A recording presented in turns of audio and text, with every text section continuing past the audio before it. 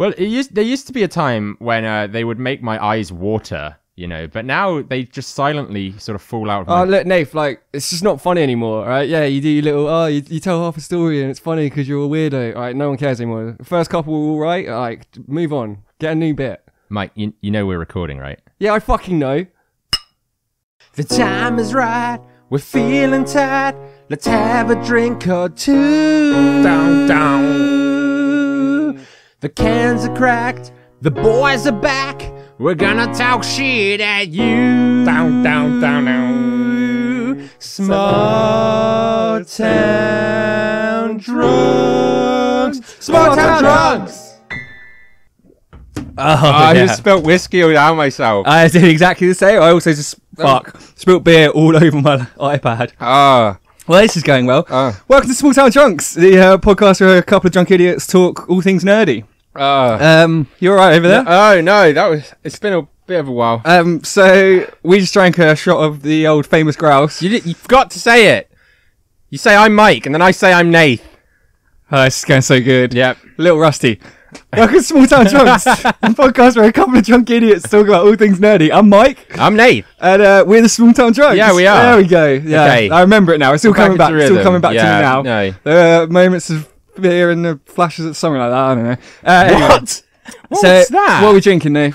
Well, we just did a shot of Famous Grouse from our big Famous Grouse bottle. Slowly getting through it. Slowly. Not sponsored by Famous Grouse. I just want to point that that's out. the dream, isn't it? That's the dream. To be sponsored by Famous Grouse. To drown in a vat of their whiskey.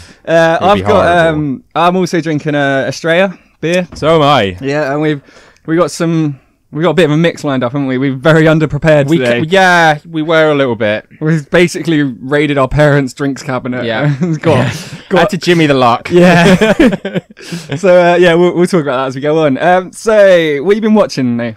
What have I been watching? Yeah, what have you been watching? I finally caught up and watched a film that I hadn't seen and everyone else had. The Revenant.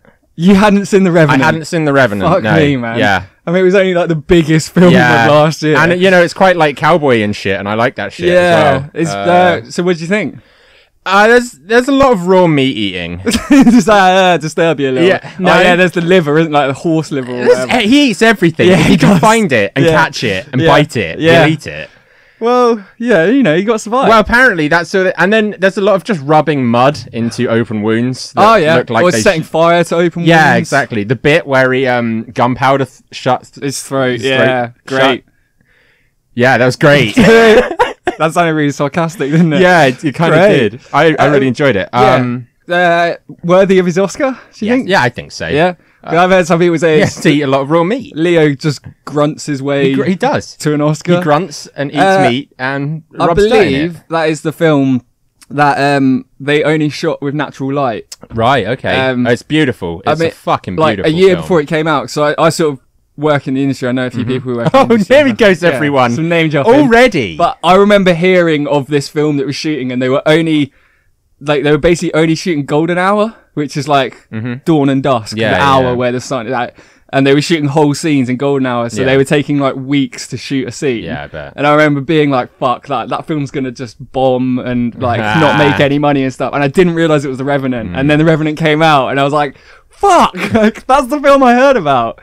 So because of what you do in the film industry, are we alright to say it? You're a spark? Yeah, I work in lighting, Yeah, so like, what would that mean? Would you get hired on a job like that or not? Yeah, I don't think the entire thing was shot. But also sort of when you start working on a film, you basically get a contract. Yeah. Because there would have been scenes where they used some lights. Okay, yeah. So, but yeah, basically as a spark, it's sweet because on days like that, you kind of just hang about. There are little bits we do. So stuff like we have some equipment to kind of stop harsh sunlight or to sort of fill the other side of the face in, like bounce the light back and stuff. Sure. So there is still stuff to do, but much less. Yeah. Okay. They're basically what we call sweet days. Yeah, that was a sweet question by me, by the way. Yeah. We've come this far without mentioning that I do that.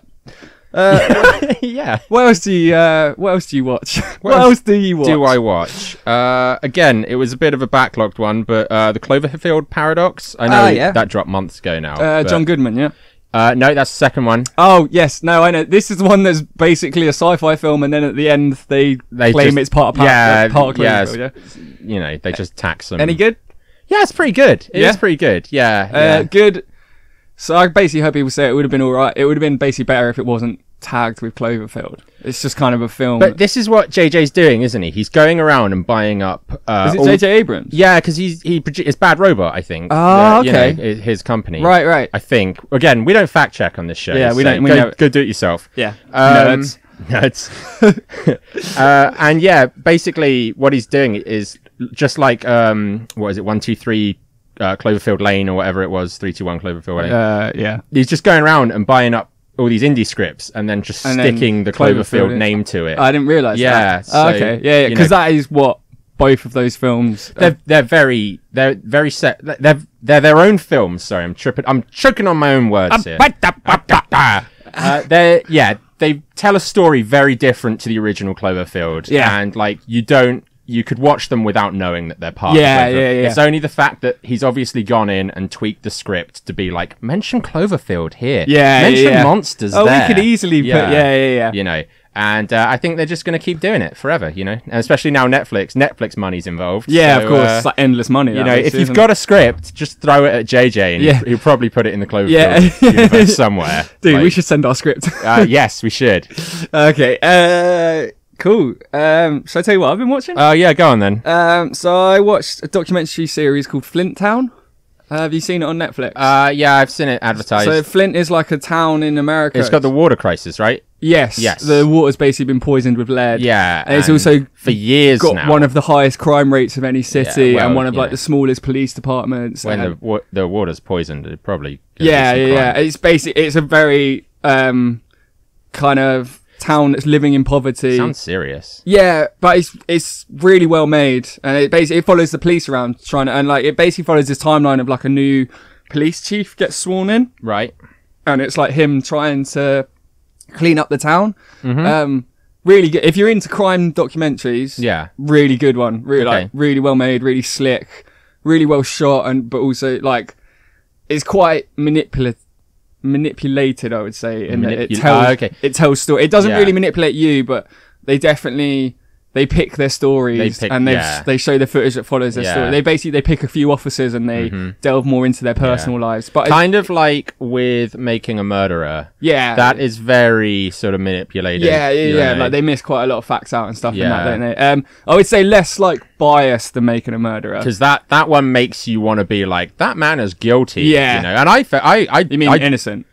Yeah, innocent. Yeah, dude, you watched Making a Murderer. You're the only person. Yeah, I was like, that guy is guilty as fuck. And they're like presenting all this evidence to say he's innocent, guilty. And I'm like, guilty, guilty. So it's more manipulated in the way that it's telling a story. Yeah, it's more almost dramatized, but very good. I watched Thor Ragnarok. Oh, finally! Fucking loved it, man. Oh, it's great. So good. It's so much fun. And like, is it Taika Waititi? Don't ask me. It's Taika Waititi, I think is his name. But I think he's great, man. I love Hunt for the Wilder People, which was his film before Thor. Yeah, that's on my list. I know he did it. What I think's really cool is he's the first, it's a trend in Hollywood, isn't it? Like an indie film director makes a film, does pretty well, and a studio gives him a big budget to make, and most of them crumble.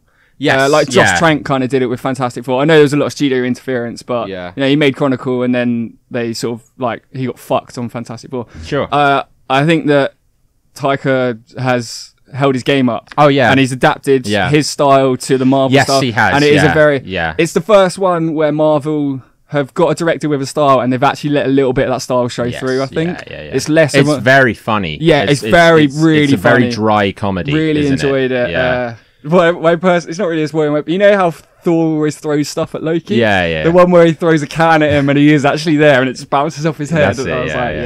Well, we got to talk about Korg, man. Korg, the rock man. Yeah. Like, piss off, Ghost. Yeah. Like, because that's him. That's himself. him. Yeah, that's him. Yeah, so funny. Have you noticed how I'm not saying his name because I don't want to butcher it.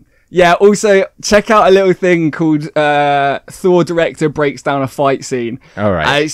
It's so funny, man. It's like it's for like Variety magazine or something. It's like a 4-minute video and he's like just drawing on stuff. And it's stuff like he draws on Chris Hemsworth, and he's like, he draws bigger muscles on him, and he's like, obviously we had to shrink these down in post-production because he's just enormous. Right, yeah. So I made a few notes, and I said, like, there's a fresher taste on Marvel with an original director. Sure, yeah. It's very funny. For me personally, not all the humour landed. No? But again, like, I'm like a 20-something. I think some of the stuff that didn't land for me would have landed for a 12-year-old. Maybe. My last note is just how buff is Chris Hemsworth? Question mark.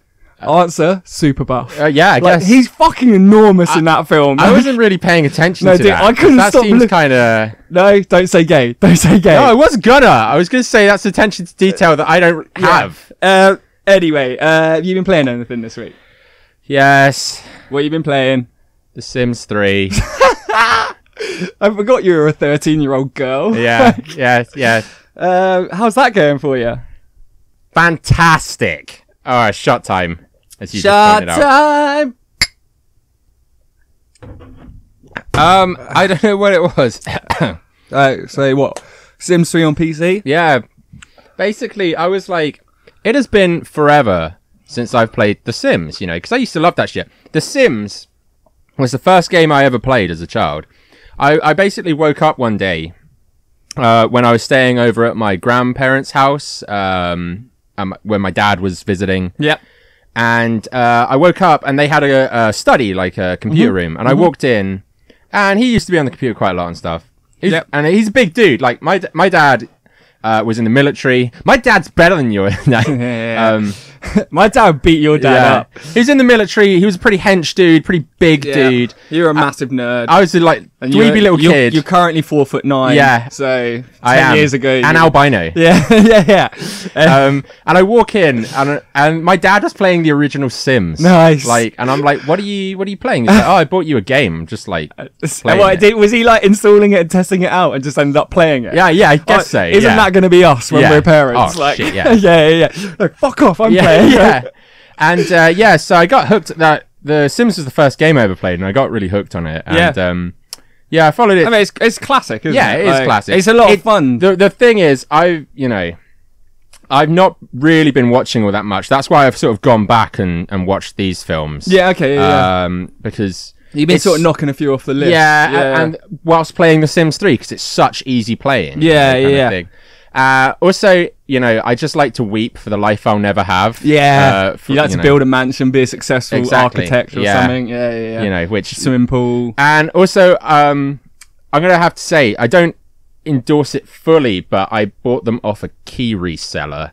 So instead of paying like 20-30 quid for them from EA, which I don't really agree with their business practices. Yeah. Oh yeah, definitely recent times loot boxes and all. Yeah. So I bought them for a couple of quid. Off a key reseller, fuck EA, man. which is technically legal. So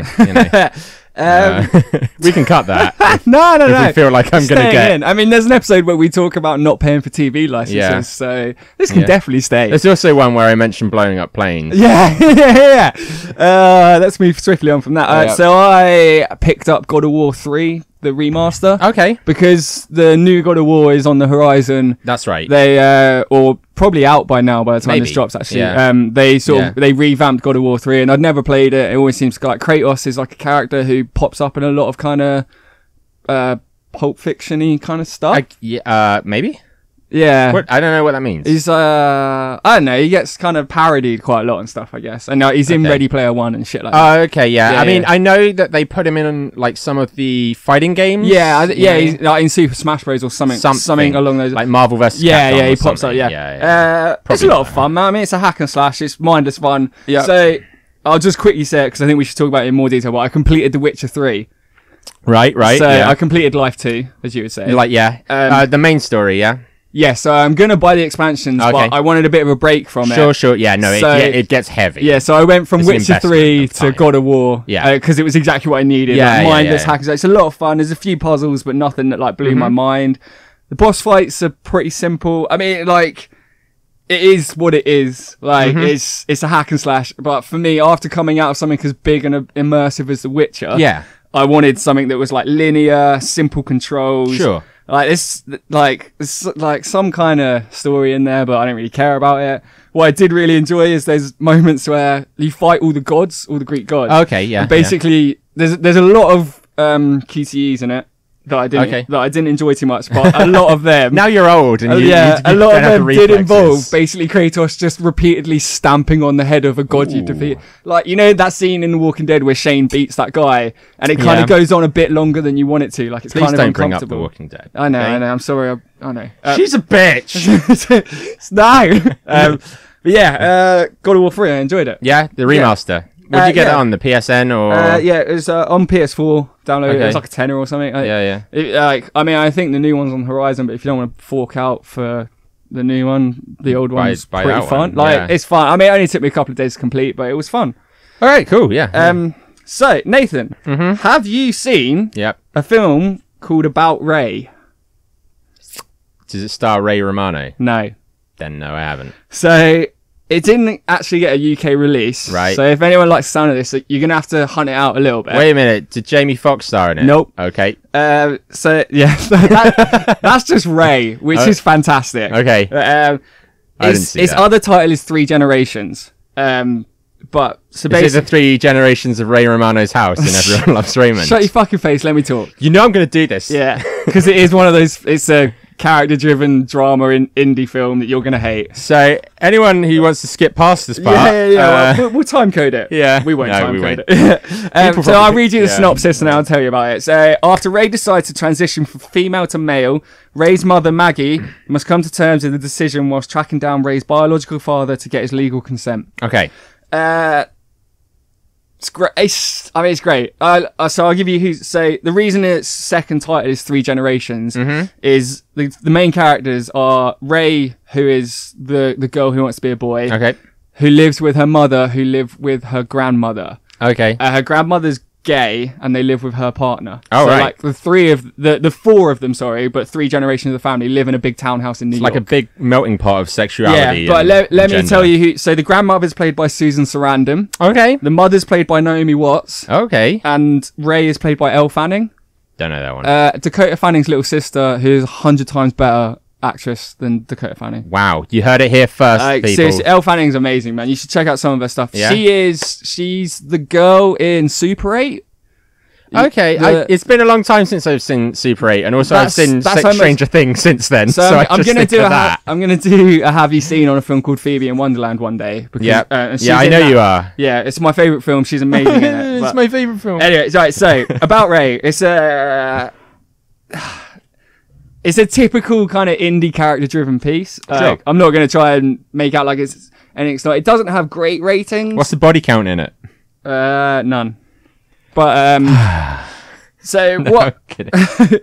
There's a great kind of setup of the relationships between the different characters, and it's very quirky and funny in parts, and like sort of like, so there's the lesbian grandmother, and then there's the mother who's trying to support the transgender child, and the grandmother's like a lesbian, so she's sort of understanding, but she's also like, why isn't she just a lesbian if she's a girl who likes girls? Yeah.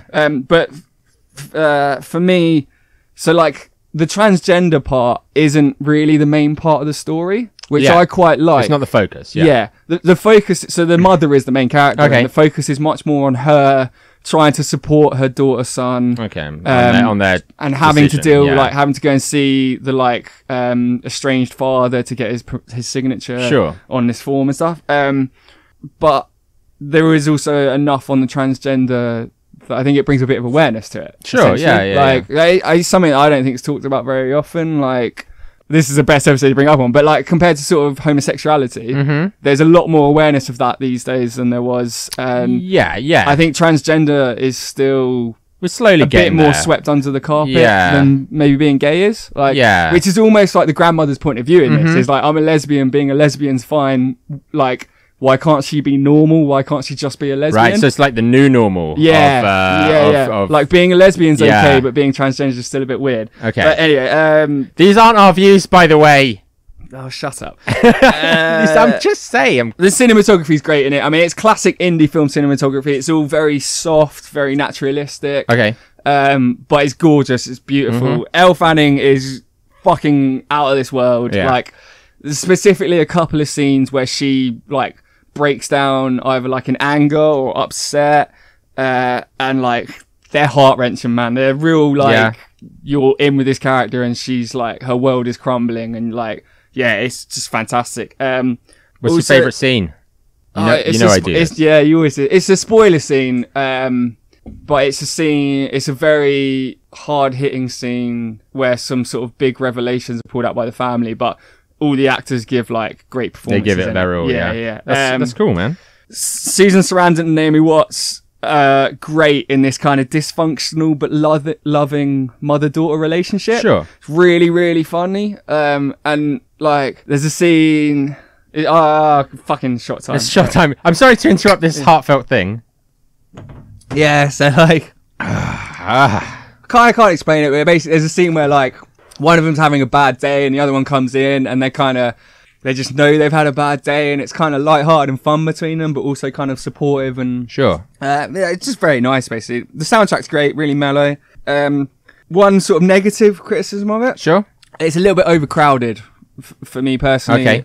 A lot happens and there's a lot of kind of subplots and main plot like revelations. Yeah, and how long is this film? This is actually one of my positives. It's an hour and a half. Oh, okay. Which I love. Yeah. I love that a film is an hour and a half, like done and dusted. But surely does that not add to the problem of crowding? Exactly. Yeah. Right. Too much in too short a time. There's a few scenes that I just thought, we don't need this. There's a few sort of characters that are a bit like too on the side. A bit crowbarred in, and there's a couple of bits where it's a bit on the nose, but generally like they're me sort of nitpicking it because I know critically it wasn't that well received. Right. Okay.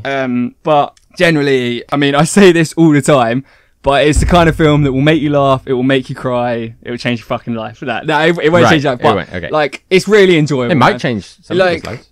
The thing I love about film, which I say this all the time, but I love sitting down for like an hour and a half, 2 hours, escaping the world, meeting like a character, seeing them go through some struggles and seeing them come out the other side of it. Sure, yeah. And this film does that. Like, you meet the family, you kind of see all this dysfunctional, and then you see the kind of aftermath and how they come out of it, and like, it's just really nice, man. Yeah. And again, I didn't plan this, but there's my favourite line. I wrote down my favourite line from it. Okay, all right.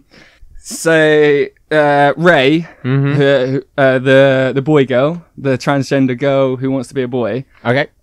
She uses gay in a derogatory way. Okay. And her mum says, you can't say that. You can't use a word that doesn't relate to you. And her reply is, I'm a boy with tits. I can reappropriate whatever I want. There we go. And I just thought like, that's cool. That's really cool. Yeah. So it's called About Ray. Or 3 generations, depending on where you are in the world. Yeah, I would definitely recommend it. Sweet indie film. It's just nice. Make you feel good about life. Yeah. Yeah. Yeah, I got nothing to say, because, that's kind of like a heavy subject. And I didn't want to... But it's done in quite a quirky... Yeah, no, I imagine it is. 3 billboards you kind of... Yeah, Little Miss Sunshine, I would say. Okay, yeah. Yeah, like Little Miss Sunshine's got like suicide and dysfunctional families, but it's quite heartwarming. Yeah, but it's got Steve Carell, so it's going to be heartwarming. Yeah. Cool. So, this week, we thought... Well, we actually had like a... I say fan loosely, because it's one of our mates. We had a... No. We had a fan request. We had a poor little crippled boy from Idaho. Yes. Fucking Cecil B. Baker. He wrote into us. Cecil B. Baker. He wrote in and he wanted to know, because he's only 12, but he loves our podcast about getting hammered. Yeah, he does. And he wanted to know about Highlander or something. No, I wasn't paying that much attention. It's something...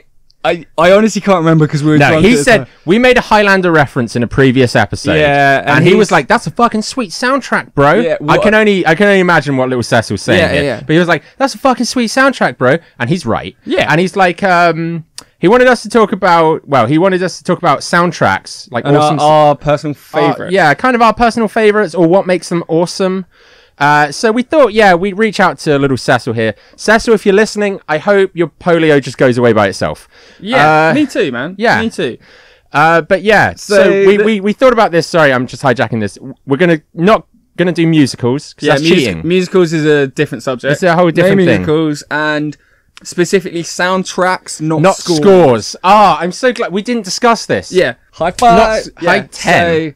Because so scores. I mean, like The Dark Knight's got a great score. Lord of the Rings has great scores. Anything Harry Potter has a what's good his score. face? Hans Zimmer. Hans Zimmer. Yeah. Fun fact: Hans Zimmer did the score for Lion King. I don't find this very fun, but I knew that already. Did you already know that? I actually did. Yeah. Yeah, it's cool though, isn't it? A lot of people don't. Yeah. No, yeah. But so soundtracks. So we're talking when a film comes out, the CD that was released essentially with the title of the film and OST after it. That's right. And it's songs by artists that are played in the film as part of the film. Then we're going to talk about some of our favourites. We're going to talk about music. This is going to be tough.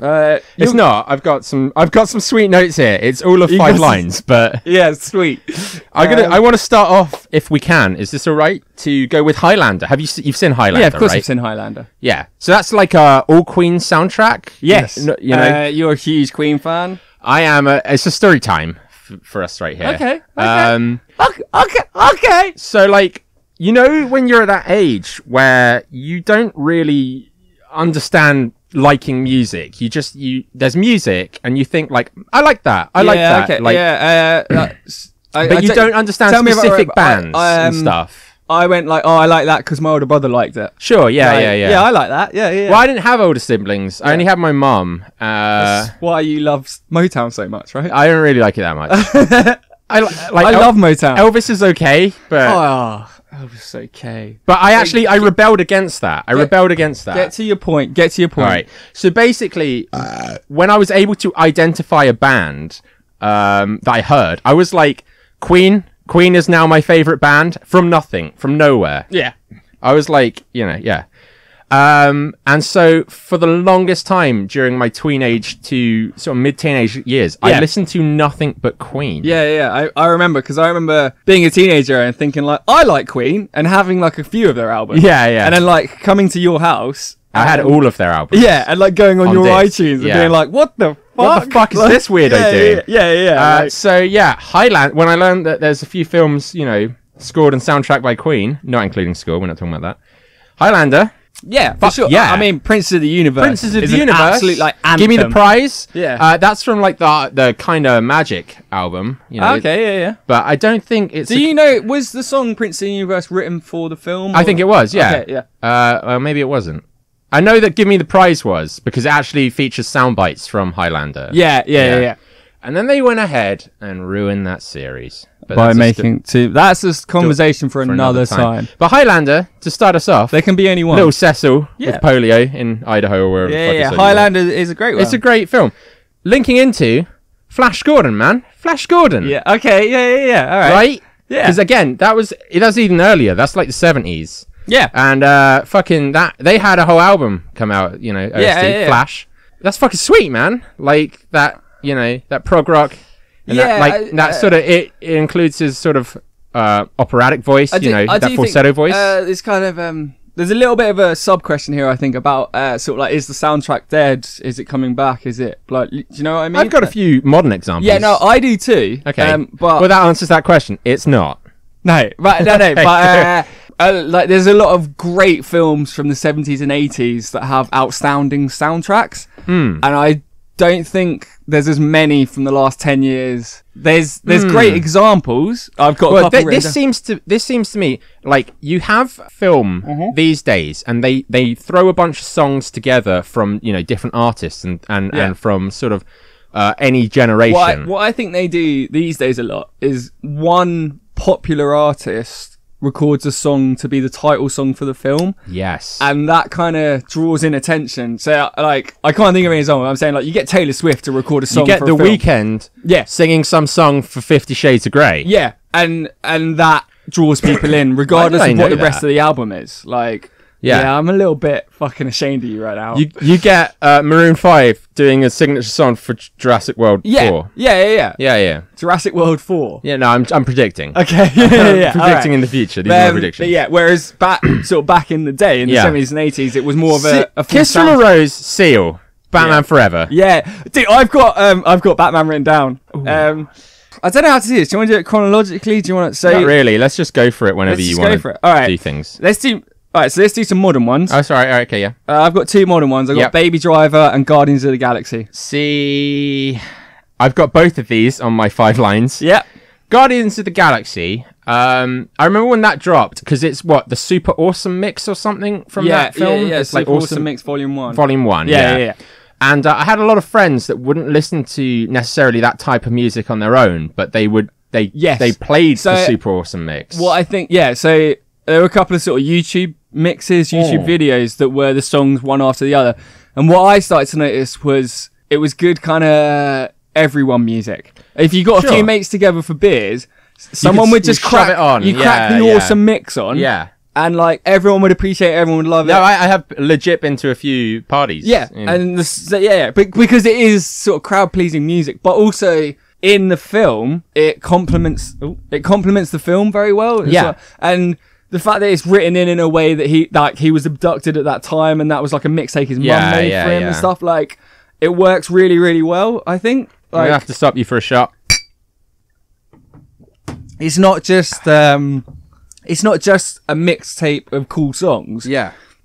It does have relevance to the film and is well written into it.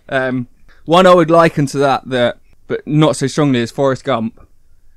So it's been a while since I've seen it. Yeah, this is the thing though about Forrest Gump. The soundtrack, no one thinks of Forrest Gump when they think of soundtracks, but if you think how Forrest Gump traverses the years and kind of the big political events and all that kind of shit, if you watch it with this in mind, it uses music really well to from be those like, eras. We're in the 60s, we're in the 70s. This is when this happened, this is when that happened. Like, to express that point of time. But it's also a great kind of compilation album of just really good music. Yeah, so I think Forrest Gump's a good example. Oh man, I have so many written down. I don't even. Well, I've spent like 4 of my 5, so you can. Okay. So I want to do. Okay, my big one is Juno. Okay, you've seen Juno. I've right? seen Juno. Yeah, Juno. Sort of 90% of the soundtrack is done by one person called Kimya Dawson. Okay. But my thing that I really like about Juno is I just think as an indie film, when you watch it, the music complements the film so well. Yeah. It's an indie kind of feel good, kind of character driven piece, and the music's this very kind of mellow, kind of slightly country folky, and there's also a big kind of emphasis on what the characters like music. There's scenes where like the characters play each other their favorite records. Sure. And you got to stop hitting that mic. Man. Yeah, I've done it twice now. But yeah, there's scenes where they play each other their favorite records. Yeah. But they're great tunes. I think Juno is one of the first films where when I watched it, I really noticed that the music was complementing the story really well. And it's also one of the first films where Do you find that a bit literal, though? Do you find that music a bit literal? I don't think so, because I don't think there's no point where I don't think any of the lyrics specifically describe what's happening in the film. Okay, but the kind of tone of the music reflects the tone of the scenes. Okay, it's played over. It's one for me. It's one of the only films where I've ever watched the film and afterwards gone like, "Fuck, I want to hear that music again." Soundtrack, yeah. Partly because it's not big well-known music, and partly because it sort of I guess when you watch a scene and you kind of empathize and you feel some of the emotions. Sorry, I know you're a robot. I know robot Nathan is in the house. No, I know what empathy is, but so I guess for me it's I can sort of listen to the Juno soundtrack and it reminds me of the scenes and it gives me the feelings that I had when I was watching it. Okay, yeah, which I think is what a good soundtrack should do. See, is that like your perfect soundtrack? Is that your favorite? It's my favorite. I wouldn't say it's perfect. It's my personal favorite because it just pulls at what I relate like. to that point. I relate to that point of hearing the songs and knowing exactly in the film where they were. Okay, yeah. Mine is Dazed and Confused. Yeah, man. I fucking knew it. Yeah. I fucking knew it was going to be Dazed and Confused. Dazed and Confused. Yeah. That's what you like about them high school girls, right? Yeah. Kind of. I get older, it gets creepier, but they stay the same age. Gets truer to life. Yeah. Yeah, man. Like, Dazed and Confused was a great one because I watched that as a teenager. It's a film about a bunch of sort of teenagers, later teenagers. We talked about it on a previous episode. Yeah, about sort of we talked about how it was like a coming of age film. Yeah, as you're coming of age. And the music from that film, the main reason I like it so much is it kind of sucked me out of my Queen fetish. Oh, really? Yeah. Okay, yeah. Like fetish, yeah. I started to like a bit more music by the time I watched it. But I watched Dazed and Confused when I was about 15 years old, and I was still very heavy on the Queen wagon then. Yeah. And basically after Dazed and Confused, I was like, because I'm a very 70s guy, I'm a very retro guy. I go back. And you love your classic rock. I like to look back instead of forward and stuff. Yeah. I like to live in the past because it was so much better then. It was so much better then. Oh, shut up! It was. Get on with it. And so I went back and I looked through all these artists and stuff, and but I can remember that film causing me to do that. And for sure. And I can still remember like all of the like songs from it and stuff like that, like Cherry Bomb from the Runaways, I think Stranglehold's in it by Ted Nugent. Ted Nugent's a piece of shit. Let me tell you this right now. Ted Nugent, if you're listening, you're a piece of shit. Johnny Depp for an iPhone at his wife. Thank you. See, I do remember. Thank you. I do listen. You do listen to my podcast. Anyway, there's this song Stranglehold in it, and it's that kind of thing where like I'm always getting it stuck in my head, and it's not a particularly nice song by a very nasty guy. Yeah. But like, goddamn, if it doesn't make me think of Dazed Confused, because we talked about before in an earlier episode. Has that episode aired? Yeah. Okay, sweet. Has it? Yeah, the Dazed and Confused. Yeah, it's films from our childhood. An episode on like films from our childhood. It's one of the first ones we dropped. I've had a bit to drink. I'm not a leprechaun. I've had a bit to drink. I can't do an Irish accent. All right. Sorry. So Dazed and Confused. Yeah, it does. It links me to my childhood, that soundtrack, and all the artists from it. Kind of thing. It's like a genre and an era of music you already love. Yeah, linked to a film that you relate to massively. Like that's a perfect thing. It is. Yeah, for sure, man. Like can I? You do another one. I dropped a few early on. I basically screamed Queen and ran away. I've got one more big one, and then I've got some honourable mentions. Okay. So my one more big one is Drive. That's my one more big one. Is that your one more big one? I've literally written Synth AF right here. Right. No, you talk about it, and then I'll fill in any gaps that I think you left. So to encapsulate the 80s, that soundtrack is perfect, right? For that synth wave, synth pop thing. But also, I know the Drive isn't set in the 80s, but it goddamn screams like it wants to be. Oh yeah. The way it's shot, the neon, the fucking yeah. Like, it's a general thing about Drive is that Drive is like not an original story. It's nothing special, but it's a film that lives off of like its cinematography, off its sound design, off the performances, off like and the soundtrack is a part of that. Sure. In the like listening to like a real hero whilst he's like driving through the streets, and stuff. Like it's just too perfect. Yeah. Like it's very on the nose, but who cares? Yeah. But I think when you watch Drive, you do just kind of go like, oh, like I'm in. I'm in. Let me put my shades on. Let me put my bomber jacket on. Like, with the scorpion. Because it's so cool. It's very cool, isn't it? It doesn't. I don't think it pretends to be anything it's not. No. But I get to go back to our point is that the soundtrack just exaggerates all of the. It's very nostalgic. The soundtrack it perfectly accentuates. Is that a word? Accentuates the film. And all the other points of the film. That you're buying it, you're sort of into it, and then the music kicks in, and you're like, "Fuck I'm really into this." This is an '80s guy with '80s graphic action, and wait a minute, here's an '80s synth soundtrack for you. Like, I mean, it linked me onto a lot of like, if you're interested in like that kind of synth music, like there's a fucking ton on YouTube of synth wave mixes, and stuff like that. Like this whole revitalization of the 80s and this nostalgia wave. You got a bottle? I got a bottle. Here you go. Yeah, cool.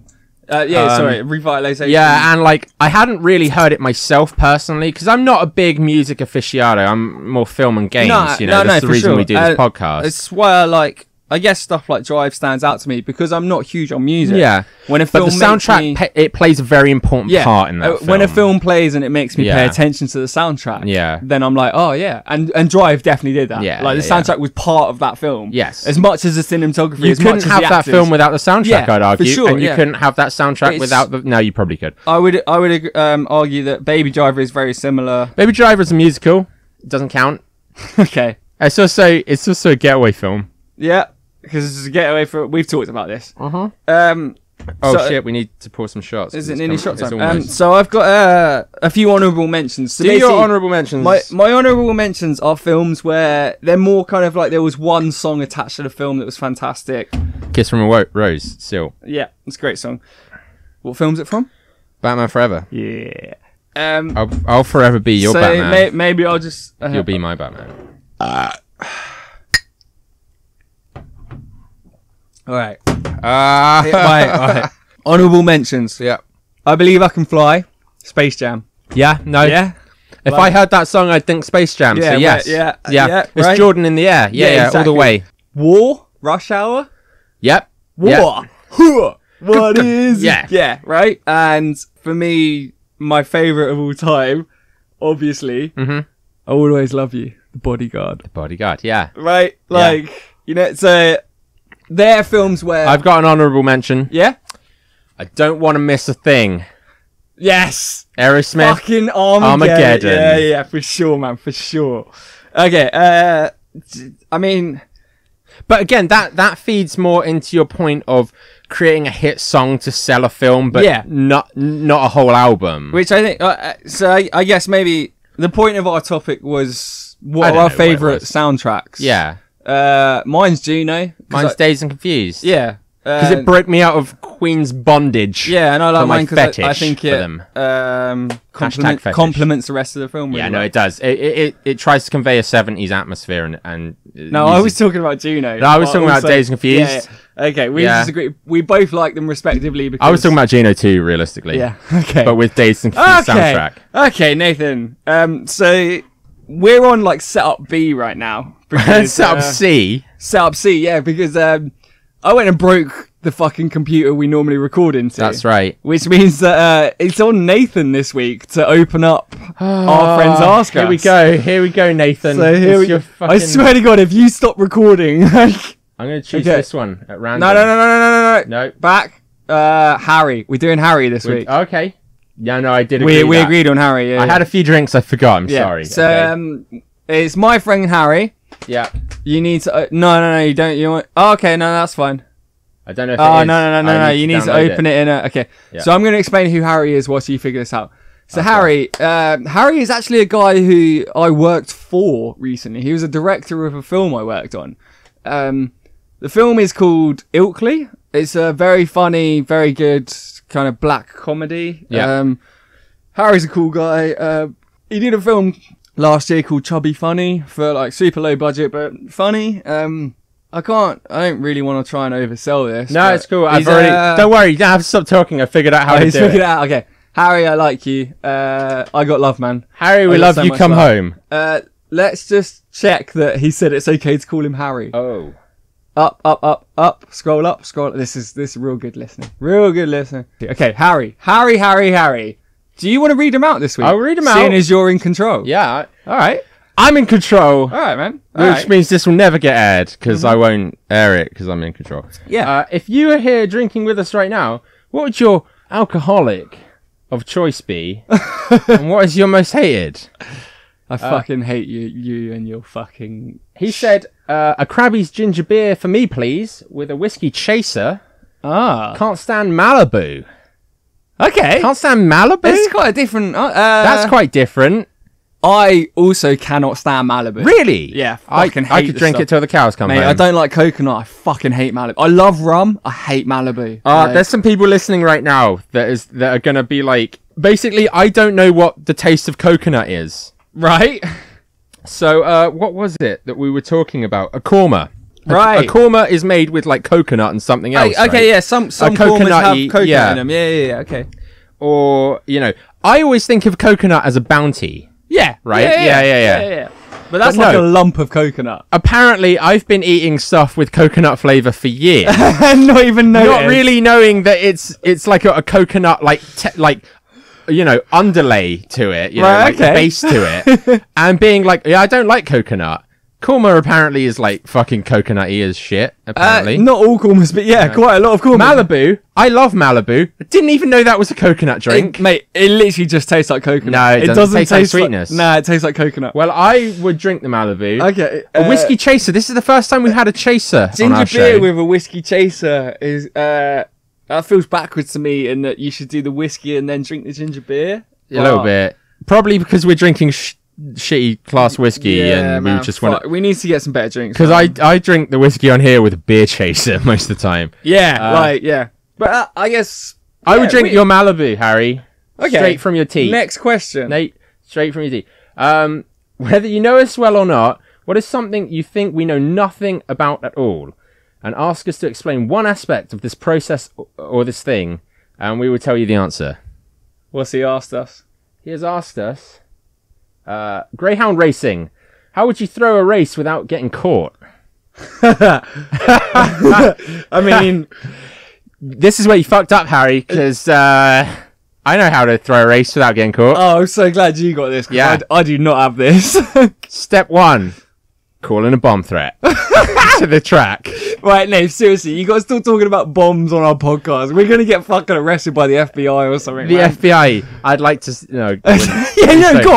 Go on, Nate. Challenge the FBI. I don't have the balls. Yeah, what a bunch of pussies. Yeah, okay. Well, that's you challenging them, not me. FBI, if you want to find Nathan, he's out. I don't consent. Greyhound racing. How would you throw a race? You cut all the legs off of the other dogs. Done it. I was going to say kick all the other dogs. What, one good swift kick in the ribs? So greyhound racing, it's like horse racing, but with dogs, right? With tiny horses and their dogs. Tiny horses. Do they have really tiny people that ride them? No. It's just a dog. That's what... If they had tiny people, I'd watch it, but they do not. Okay. How do you throw a race without getting caught? Do you get the dogs drunk? Maybe. Apart from your dog. All the dogs get drunk apart from your dog. And you promise your dog it can get drunk after. You bring a bunch of slut bitch dogs in. What the fuck? And they just like bang all the other dogs all night. And they keep them super... No, that's not going to work. Because then they're going to think if they win, they can have more pussy. No. But the point, they keep them up so late. They're so tired that your dog wins. Oh, shit. Because your dog got like 7 hours. What if you just give your dog cocaine? Oh, that's the answer. That's the one. That's how you do it. That's the one. You just fucking give your dog cocaine. And you think we didn't know. Yeah, fucking hell. All right. We know how to do Next question. What is your favourite movie? We'll review it, even if we haven't seen it. I'm excited. You can see what that says. Yeah, The Travelling Players by Theo Angela. Fuck me. All right, Nath, give me some filler whilst I IMDb it. Yeah, all right. So other ways you could throw a dog race. You could kill the dog. You could throw the little kid with polio on the track. You can fuck the dog. So he doesn't ask dumb questions about soundtracks again. Right, The Travelling Players. Don't IMDb it. We can't. No. This is something we'd never said we'd do. You know what? Nathan. You know what's really terrible? I can guarantee I had a conversation with Harry about this when we were shit-faced, and I don't remember anything he said about it. Didn't you say he was your boss or something? Yeah, he was for a little. It's got an 8 out of 10 on IMDb. Dave, it's a good film and we haven't seen it. I have a rule where if it's 7+, then it's a good film. Yeah, exactly. Yeah. I'm 7.5. I'm a bit tighter than you. You are a bit tighter than me. Hey. All right. Harry. Don't stop. Put that away. It's not in the spirit of what we do. Okay, I've just looked at some screenshots. Harry, it looks shit, mate. The Travelling Players. So, what are the films about, right? It's a film about laugh, love, and laughter. It's a bunch of guys who are total players. And they fuck a bunch of greyhound bitches and they throw a race. They go to the races where the greyhounds are racing and they fuck a bunch of human bitches. Oh, and the human bitches own the greyhound bitches that help them throw the race. So, by fucking the human bitches, they train their dogs to have sex with all the other dogs, and then the one dog gets away, and which is the dog they bet on. The one because that's how you throw a race. Which is how they won the money. Yeah, that's how they won the money. So what we're saying, Harry, is The Travelling Players is about a guy who fucks a girl who owns a greyhound, who teaches her greyhound to fuck the other greyhounds, so they're too tired to race. So that greyhound wins the race. Yep. And that guy ends up winning all of the money. And then he just leaves. Like, does he get anal? No. Unceremoniously, he just drives away. Disappears. He just disappears. Oh, okay. He actually disappears without collecting any of the money you won, and that's the joke. Oh, and then That's he the hangs punchline. himself in a motel. Yeah, well, no, it's autoerotic asphyxiation. Like, is it an accident? like David Carradine. Yeah. He just fucking throws an iPhone at his wife's face, I knew like you Johnny were going to Depp. bring that up. Anyway. It's time Thanks, to do a Harry. shot.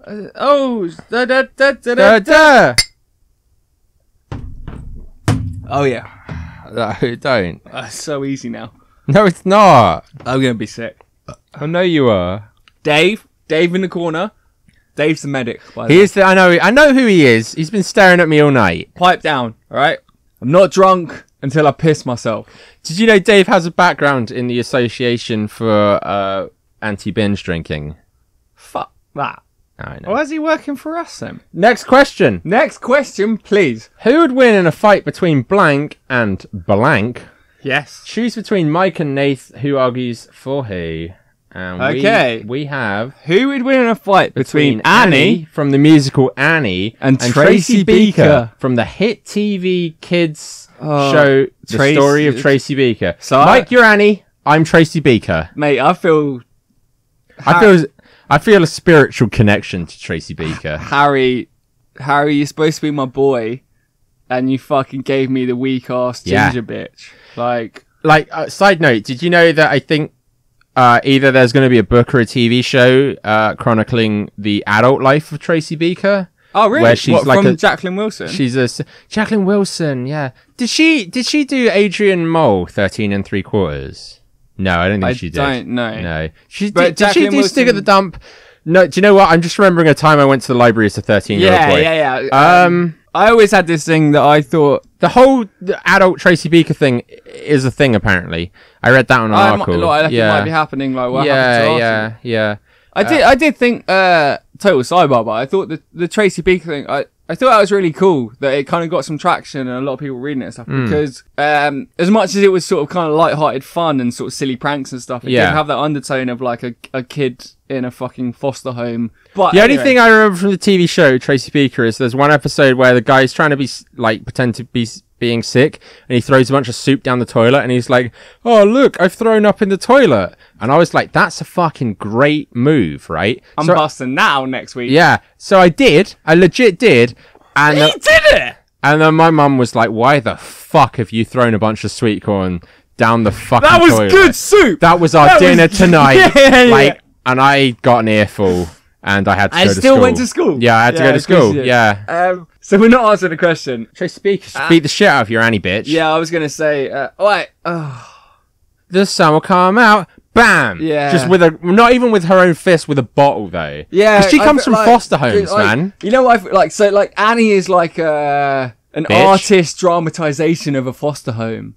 Like, it's so awful where I live, but I'm such a perfect little girl. Whereas Tracy Beaker's a more like realistic, I live in a foster home. There's guys throwing fucking soup down the toilet. Yeah, we have to eat that. They're gonna scoop it out. We're gonna have to eat it. Yeah. I think you're right. In that, like, I don't know, like. So Tracy Beaker and Annie meet, and Annie goes like, Annie's naive. I think Annie's naive, and that in Annie, in the story of Annie, That's her first mistake. Because Tracy can smell weakness, and she's doing a sucker puncher. In the story of Annie, that's what makes her lovable because she's genuine and she's naive and no one. But yeah, when she comes over, Tracy knows the system. Tracy knows how to fucking play the system. Annie's never had that shit happen. No. Well, no. Tracy's ready to fucking lay the smack down. Yeah. I reckon like Annie would be like, oh. Nice to meet you. And she like, Tracy has a switchblade, she slashes her wrist. Yeah, like Annie holds her hand out. Yeah. And Tracy, switchblade, slashes her wrist, or just like goes under, fucking rock bottoms her.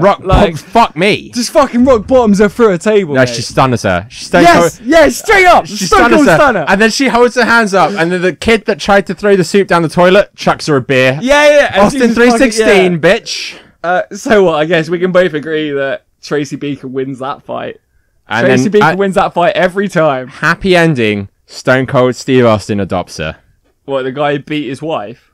Yeah, that's a great happy ending. Next question. Anyway. Next question. Ask us 5 questions. They can be about anything. We will answer them. All right. Question 1. What's the freezing temperature of mustard? Fuck you, Harry. Question 2.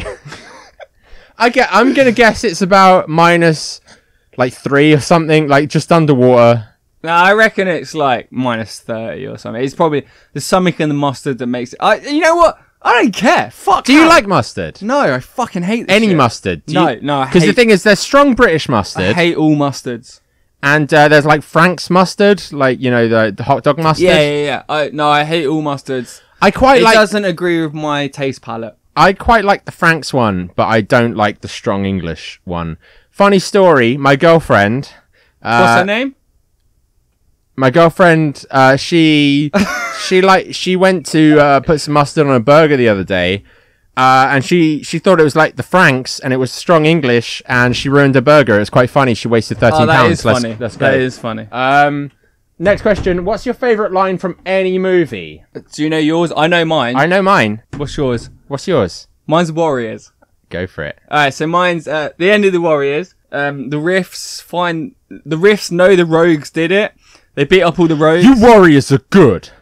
Real good. Was that your line? Yeah. I thought I was doing the line in front of it. I'm so sorry. No. Do it again. You warriors are good. Real good. The best. Bow, bow, bow, bow, bow, bow, bow. Right, that's my favourite line. Yeah. You're good, real good. We're the best. Yeah. Like, yeah, that's 100% my... What's yours? Please tell me it's the limey. If it's not the limey, that's our joint answer. It's not the limey, but okay, what's your favourite? I like them high school girls, man. I get older and they stay the same age. Honourable mention, the limey. I'm fucking coming. No. Tell him. No, so I'm coming. You tell him I'm fucking coming. Yes, like, yeah, okay. I can agree. Great, They're probably my 3 favourite lines of anything ever. We might have to do a shot, like, any minute now. No, we're still good. No, we get. Right. Okay. Next one. What's the fastest way of creating a global utopia, and how long would it take you? Just show the world a picture of Nathan topless. How long does it take to nuke every country in multiple places? It's like 12 hours. Once all life is eradicated, you have utopia. Mike's looking sad at me now, as if to say, you're kind of weird and you want to kill all... I mean, I was going to say give everyone a Tamagotchi, and they'll learn to love something. No, I'm on board with that as well. Let's do that as well. And then they can learn to love everything else. But also, Harry, that's a really hard question in the middle of 5 questions. Let's not do that. No! Let's do that. All right. I'm talking globalization. I'm talking missionary. I'm talking the girl underneath. I'm talking the guy on top. I'm talking 22 Jump Street. Sorry, I apologize. If everyone just fucked each other, right now, without hang-ups. No hang-ups. No hang-ups. Fastest way of creating a global utopia is, it's no hang-ups. No hang-ups. It's a universal belief that as human beings, we all need to care and look after the next person. It's a universal belief that any hole's a goal. Oh, yeah, that too. Yeah. Oh, yeah. Like, so bad. I'm going to say something really... That's me. No, any hole's a goal. Next question. What's the strangest thing you've ever hid on your person?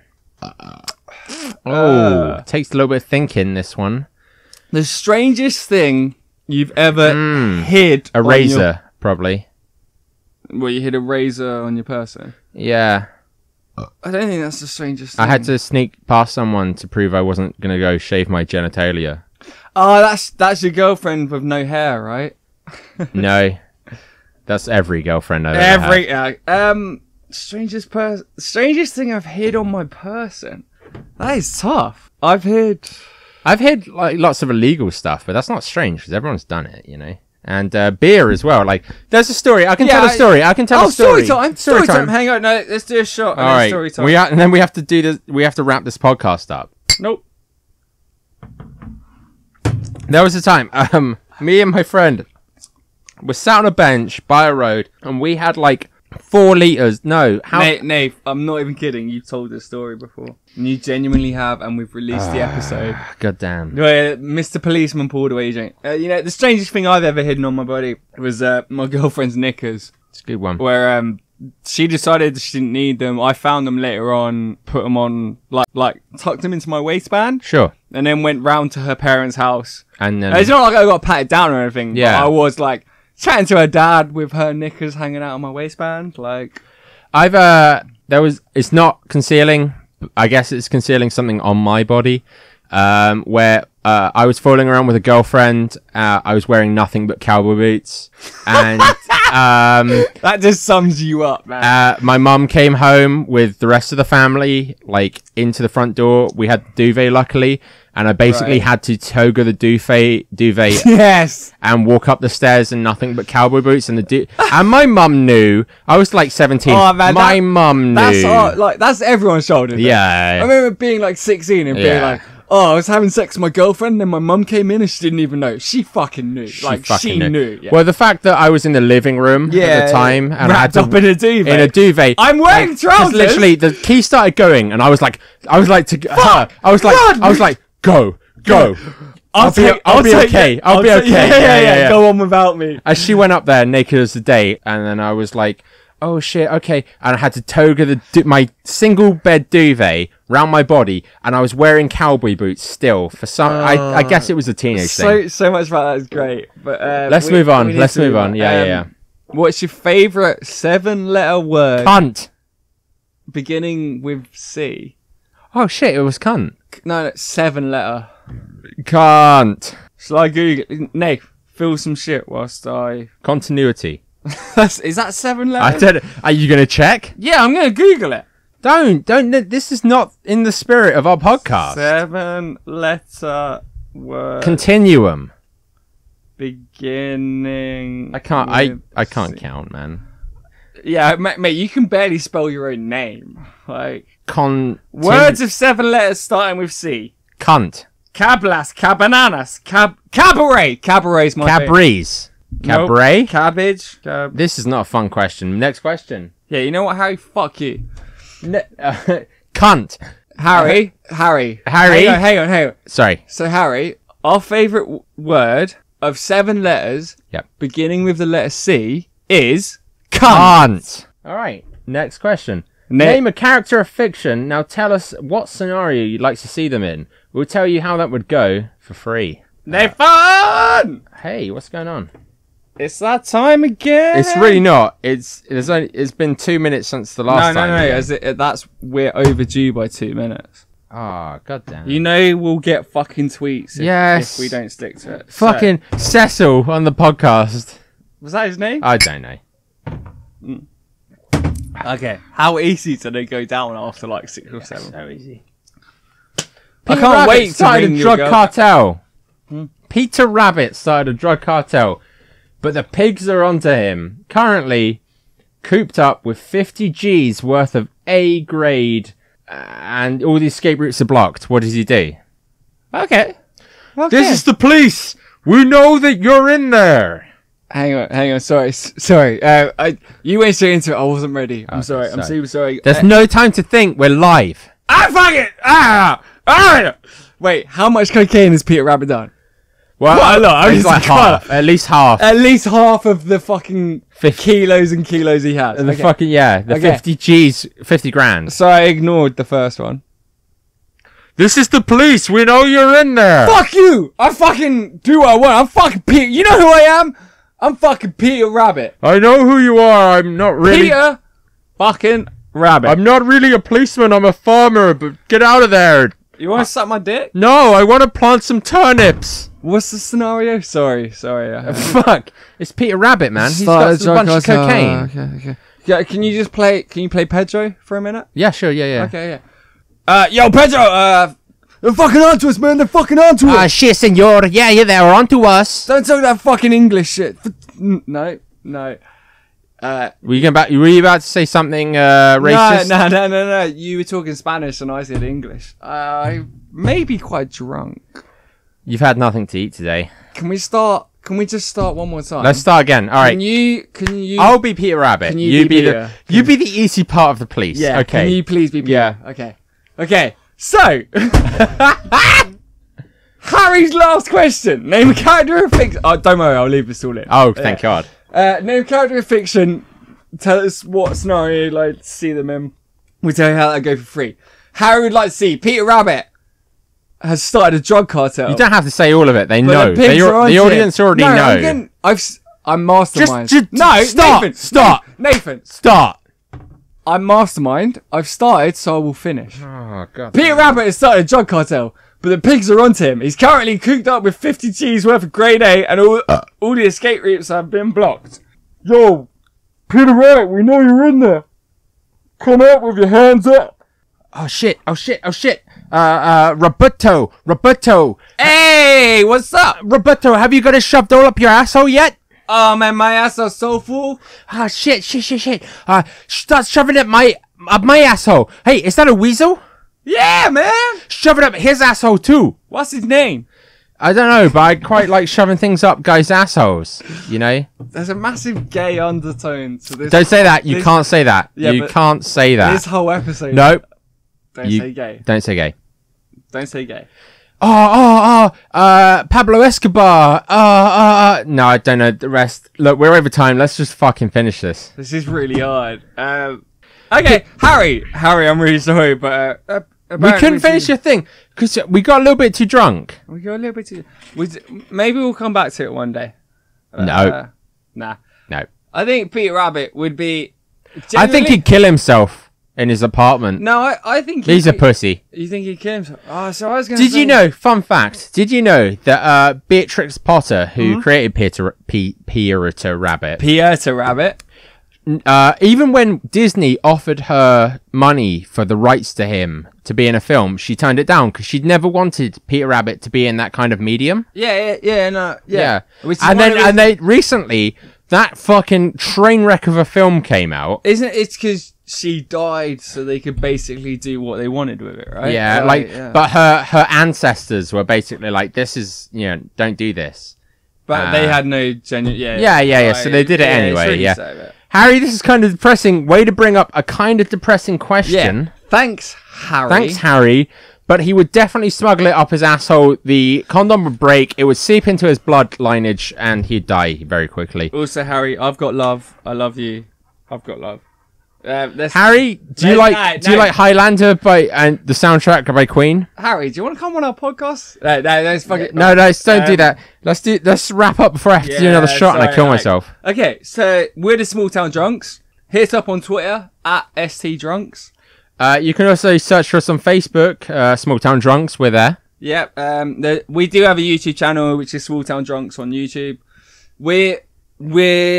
I know I've been saying this for weeks, but we are genuinely getting close to having some content to put on there. We're going to do some drunk gameplays. We're also going to drop some trailers. We're also on Spotify. Yeah, we're so as of this week, we're on Spotify and Stitcher and SoundCloud. So it's not as I tweeted this weeks ago. Yeah, but so we went on Stitcher basically because that means that as we're no of longer weeks Apple ago exclusive. We're on there.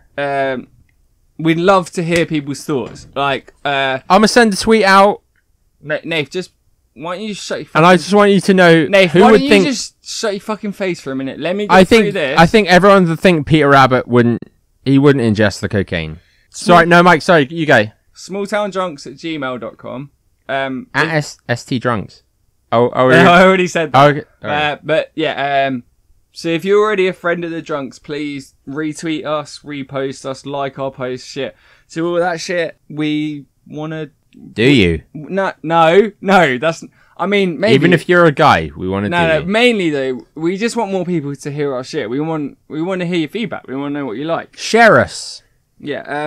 And if you're like a kind of hardcore long-term listener, because you're basically our best friend, please give us a rating or a like on iTunes that's thing. all you have to do. That does really help us out. You just give us a rating on iTunes. It somehow bumps like algorithms. I'll lick your nuts if you do. Oh, Nath, you fucking. Anyway, I'm Mike.